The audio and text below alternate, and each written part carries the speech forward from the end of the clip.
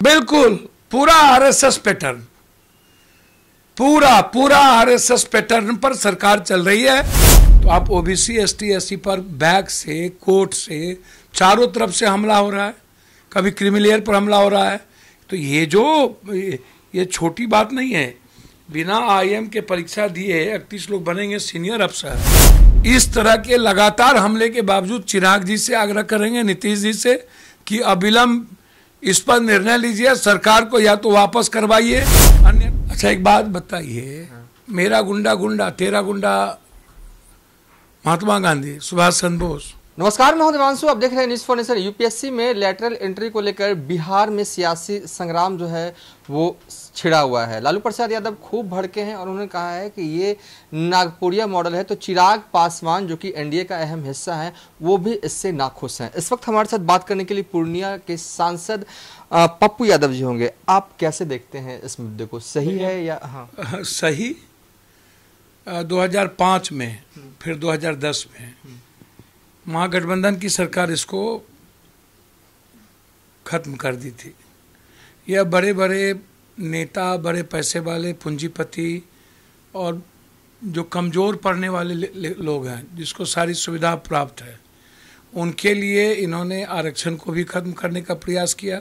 आम आदमी, ओबीसी, दलित, अत्यंत पिछड़ा, गरीब के जो बच्चे, जो आप बिना यूपीएससी बीपीएससी के एग्ज़ाम के बगैर आप बैक एंट्री से यदि आप भेजेंगे तो उसमें 6 एससी, 3 पद एसटी और 12 पद ओबीसी वर्ग को मिलता, जो ख़त्म हो गया। तो आप ओबीसी एसटी एससी पर बैक से, कोर्ट से, चारों तरफ से हमला हो रहा है, कभी क्रिमिलेयर पर हमला हो रहा है। तो ये छोटी बात नहीं है। बिना आईएम के परीक्षा दिए 31 लोग बनेंगे सीनियर अफसर, तो हो गया ना भाई, बर्बाद तो कर दिया आपने। और आरक्षण रूल को भी आपने खत्म कर दिया। तो आरक्षण को तो पहले से निजी नौकरी, निजी चीज़ों में करते करते आपने खत्म कर ही दी, पहले से ही कुछ भी नहीं बचा।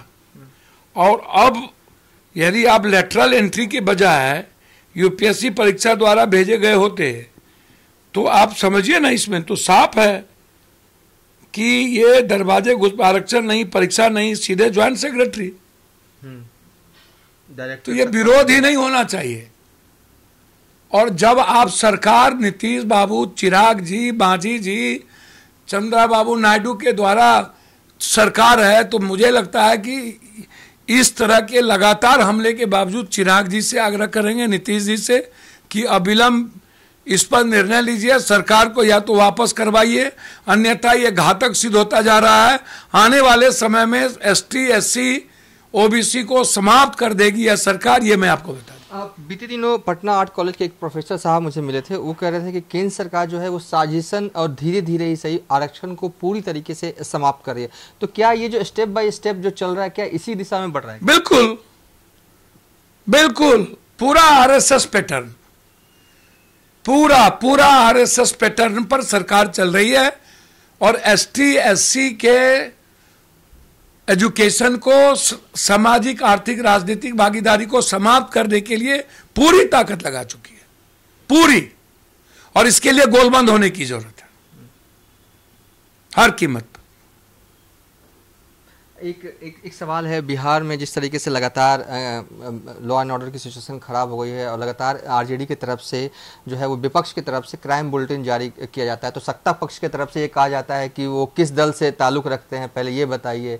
मुजफ्फरपुर में दलित बच्चे के साथ ये इतनी बड़ी घटना हो जाती है, नेता प्रतिपक्ष क्यों नहीं बोलते? तो इन तमाम मसलों पर जो सियासत हो रहा है, बिहार में क्राइम बढ़ा है, दूसरी तरफ जहानाबाद में भी घटना हुई, इस पर आप क्या कहेंगे? अच्छा एक बात बताइए, मेरा गुंडा गुंडा तेरा गुंडा महात्मा गांधी, सुभाष चंद्र बोस, और सारे माफिया अपराधी को ला ला करके टिकट देते जाइएगा, और सब हमाम में सब नंगे।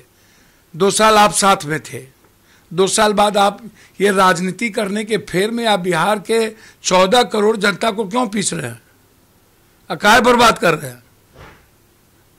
सत्ता पक्ष से बड़ी जिम्मेदारी विपक्ष की है। यदि हमारे पास इतने विधायक और हम जनता हमको विपक्ष की भी जिम्मेदारी होती तो एक दिन सरकार नहीं चलने देते। एक दिन कौन जात, अपराधी जात का होता है विजय बाबू, अब पार्टी और दल का होता है। आपको कौन रोक रहा है? अपराधी को मारिए, काटिए, खत्म कर दीजिए, घट ढुके मारिए जो लोग हैं। क्यों नहीं खत्म कर रहे हैं? एक दूसरे पर राजनीति कर रहे हैं। तो इन लोगों के 20-30 सालों से राजनीति के कारण सब कुछ खत्म हो चुका, बिहार फिनिश्ड हो चुका है, भगवान भरोसे है। और सभी लोग अपराधी माफिया को लाला करके एमएलए एमपी बनाएंगे तो यही हाल होगा।